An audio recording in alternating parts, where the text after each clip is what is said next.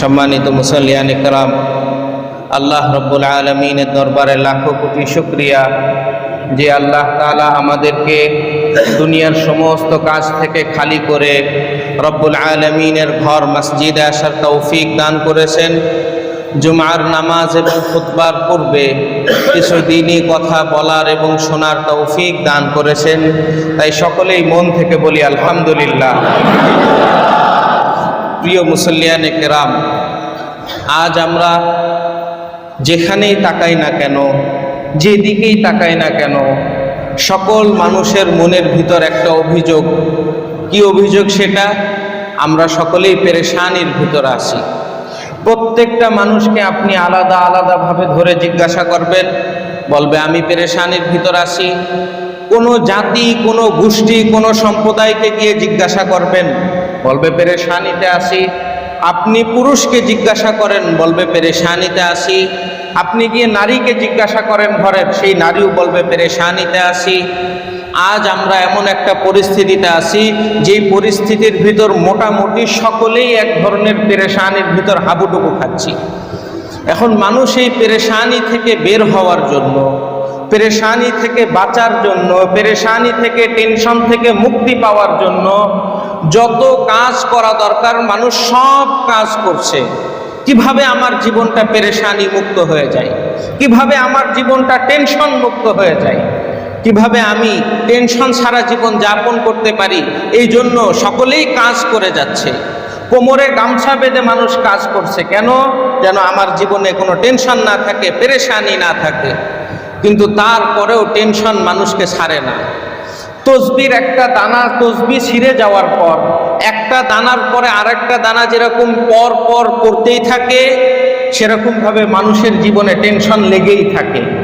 হয়তো দেখা যায় আর্থিক পেরেশানিতে আছে, আর্থিক টেনশনে আছে। আর্থিক টেনশন কোনোভাবে কেটে উঠলে এবার দেখা যায় পরিবারে টেনশন শুরু হয়, পেরেশানি শুরু হয়। পরিবারের টেনশন পেরেশানি কোনোভাবে কেটে গেলে এবার দেখা যায় সামাজিকভাবে টেনশন শুরু হয়ে গেল। কোনোভাবেই সামাজিক টেনশন পেরেশানি কেটে উঠলে এবার দেখা যায় রাষ্ট্রীয়ভাবে আবার টেনশন পেরেশানি শুরু হয়ে গেল। এরকম মানুষের জীবনে পেরেশানি আর টেনশন লেগেই থাকে।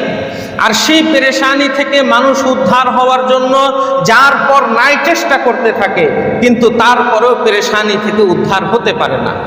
কেন? কারণ আল্লাহ রব্বুল আলামিন যেই জায়গাটায় সমাধান রেখেছেন, যেই জায়গাটায় আপনাকে পেরেশানি থেকে বাঁচার ব্যবস্থা রেখেছেন, আপনি সেই জায়গা পর্যন্ত যান নাই। এই জন্য টেনশন আর পেরেশানি থেকে আপনি মুক্তি পান না। আল্লাহ রব্বুল আলামিন কোন জায়গায় এই টেনশন আর পেরেশানির সমাধান রেখেছেন?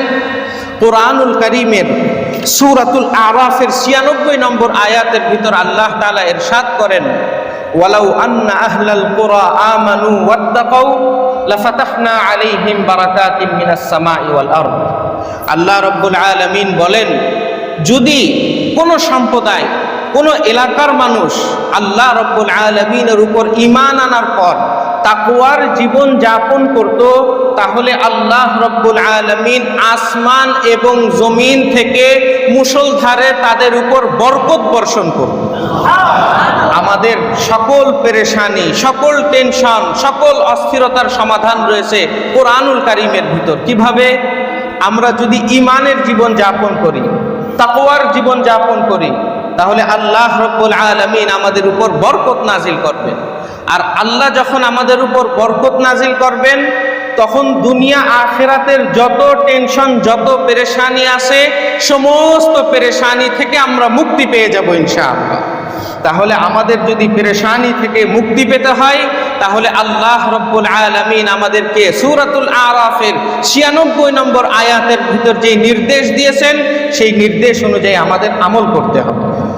দেখেন, আল্লাহ তাআলা মানুষকে তৈরি করেছে দুইটা জিনিস দিয়ে। একটা হলো মানুষের শরীর, আর একটা হলো মানুষের আত্মা। মানুষের শরীরকে আল্লাহ তাআলা মাটি দ্বারা তৈরি করেছেন, আর এই মাটি হলো দুনিয়ার একটা জিনিস, দুনিয়াবি জিনিস, যার কারণে মানুষের শারীরিক যত চাহিদা আছে, এই সব চাহিদা পূরণের ব্যবস্থাও আল্লাহ তাআলা এই দুনিয়ার ভিতর রেখেছেন। মানুষের শারীরিক চাহিদা, ক্ষুধা লাগবে, ক্ষুধা পূরণ করা লাগবে, ক্ষুধাকে শেষ করতে হবে। ক্ষুধা শেষ করার জন্য আল্লাহ তাআলা এই যে শারীরিক চাহিদা আছে, এই চাহিদার প্রয়োজনগুলোকে আল্লাহ তাআলা দুনিয়াতেই দিয়েছেন। এই জমিনের ভিতরে আমাদের চাল ডাল ফসল হয়, জমিনের ভিতরে আমাদের ফলমূল ফসল হয়, জমিনের ভিতরে আমাদের শাক সবজি ফসল হয়। এগুলো দ্বারা আমরা আমাদের ক্ষুধার চাহিদাকে পূরণ করি। ঠিক তেমনি ভাবে থাকার জায়গা, এটাও একটা চাহিদা। আল্লাহ রাব্বুল আলামিন আমাদের এই শরীরের জন্য দিয়েছেন যে একটা শরীর আছে, শরীরকে একটা জায়গায় নিরাপদে রাখতে হবে। থাকার জায়গার যতগুলো উপকরণ রয়েছে এই সবগুলো আল্লাহ তাআলা দুনিয়াতে দিয়েছেন। বালু, সিমেন্ট, রড, ইট, পাথর, এই সবগুলো দিয়ে আপনার ঘর নির্মাণ করা লাগে, শরীরকে একটা রাখার জায়গা নির্মাণ করা লাগে। তো এই উপকরণগুলো আল্লাহ রাব্বুল আলামিন দুনিয়াতেই রেখে দিয়েছেন। তো শারীরিক যত চাহিদা আছে এই চাহিদা পূরণ করার উপকরণগুলো আল্লাহ তাআলা মানুষের জন্য দুনিয়াতেই রেখে দিয়েছেন। এর বিপরীত মানুষের শরীর আরেকটা জিনিস দ্বারা গঠন হয়েছে, সেটা হলো আত্মা। এই আত্মা দুনিয়ার কোনো কিছু না, বরং আত্মা হলো একটা জান্নাতি জিনিস। সূরা বনী ইসরাঈলের ভিতর আল্লাহ রাব্বুল আলামিন বলেন, ওয়ায়াসআলুনাকা আনির রূহ, ও নবী, কাফের মুশরিকরা এসে আপনাকে রূহ সম্পর্কে জিজ্ঞাসা করবে। কুলির রূহ মিন আমরি রাব্বি, নবী আপনি তাদেরকে বলে দিন রূহ বুঝার ক্ষমতা তাদের নাই। রূহ হলো আল্লাহ রাব্বুল আলামিনের আদেশে তৈরি হওয়া একটা জিনিস, এর বেশি বুঝার ক্ষমতা মানুষের নাই। তো রূহ যেই জিনিসটা আছে এই জিনিসটা আল্লাহ রাব্বুল আলামিন জান্নাতে থাকা অবস্থায় আমাদের সকলকে দান করেছিলেন। তো রূহ জিনিসটা দুনিয়াবি না, আত্মিক একটা জিনিস, ঊর্ধ্ব জগতের একটা জিনিস। তো দুনিয়ার চাহিদাগুলোকে আল্লাহ তাআলা, দুনিয়ার চাহিদার উপকরণগুলো যেরকম শারীরিক চাহিদার উপকরণগুলো আল্লাহ দুনিয়াতে রেখেছেন, আত্মার চাহিদার উপকরণটাও আল্লাহ দুনিয়াতে রেখেছেন।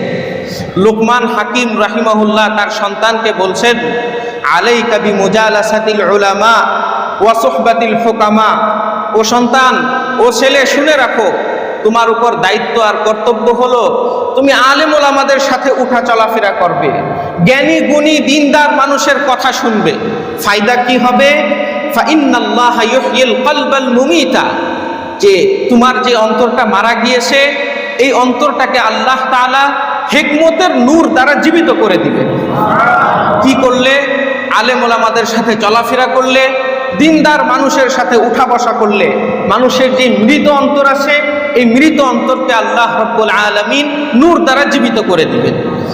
তো দেখেন এই জায়গাটায় লোকমান হাকিম রাহিমাহুল্লাহ তার সন্তানকে বুঝাচ্ছেন যে অন্তরেরও একটা খাবার আছে। অন্তর মারা যায় খাবার না খেলে। মানুষের শরীরে যেরকম আপনি খাবার না দিলে শরীর চলার উপযোগী থাকে না, নষ্ট হয়ে যায়, কাজ কারবার করতে পারে না, দুর্বল হয়ে পড়ে, ঠিক তেমনি ভাবে আল্লাহ রাব্বুল আলামিন আমাদেরকে একটা অন্তর দিয়েছেন।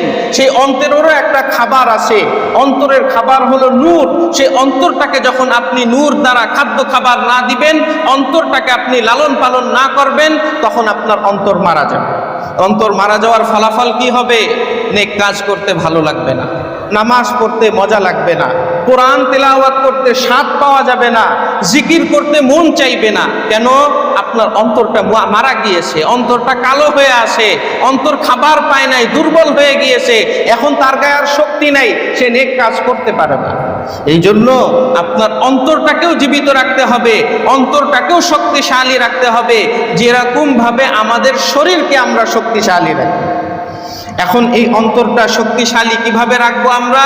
আল্লাহ রাব্বুল আলামিন কুরআনুল কারীমের ভিতরে এটাই বলছেন, ওয়ালাউ আন্না আহলাল কুরা আমানু ওয়াত্তাকাউ, কোন এলাকার মানুষ যদি ঠিকঠাক মতো ঈমান আনতো, তাকওয়ার জীবন যাপন করত, তাহলে আল্লাহ রাব্বুল আলামিন আসমান জমিন থেকে তাদের উপর বরকত বর্ষণ করত। আর আল্লাহ রাব্বুল আলামিন যখন আসমান থেকে মানুষের উপর বরকত বর্ষণ করত, তখন মানুষের শারীরিক চাহিদা, আত্মিক চাহিদা, সমস্ত চাহিদা পূরণ হতো। আর যখন মানুষের শারীরিক এবং আত্মিক চাহিদা পূরণ হতো, তখন মানুষের জীবনে টেনশন আর পেরেশানি কোথাও থাকতো না। এটাই হলো আসল কথা। আল্লাহ রাব্বুল আলামিন যদি আমাদের উপর বরকত নাজিল করেন, তা আমাদের শারীরিক চাহিদার যত প্রয়োজন আছে সবগুলো পূরণ হবে। একটু ভেবে দেখেন, আমাদের শারীরিক চাহিদা, খাদ্য খাবার লাগবে, খাদ্য খাবার জোগাড় করতে হলে অর্থ সম্পদ লাগবে, আর এই অর্থ সম্পদের জন্যই মানুষের এত পেরেশানি যে আমার কাছে অর্থ সম্পদ নাই, খাদ্য খাবার আমি সংগ্রহ করতে পারি না। মানুষের শারীরিক চাহিদা হলো থাকার একটা জায়গা বানানো, আর সেই থাকার জায়গা বানাতে হলে মানুষের অর্থ সম্পদ লাগবে, ঘর বাড়ি নির্মাণ করতে হলে। এটাই মানুষ সারা জীবন পেরেশানিতে ব্যয় করে দেয়। ঘর বাড়ি তো কিছু করলাম না, কি হবে আমার? বাচ্চাদের জন্য কিছু করে রেখে যেতে পারলাম না, বাচ্চারা কি অবস্থায় থাকবে? কিন্তু তারা ঈমানের জীবন যাপন করে নাই, তাকওয়ার জীবন যাপন করে নাই, যার কারণে তাদের জীবনে বরকত হয় নাই। বরকত না হওয়ার কারণে এই সমস্ত জায়গায় তাদের এসে পেরেশানি পেয়ে বসেছে। আল্লাহ রাব্বুল আলামিন আমাদের দুনিয়া আখিরাতের জীবনে পুরোপুরি বরকত নাজিল করে দিন।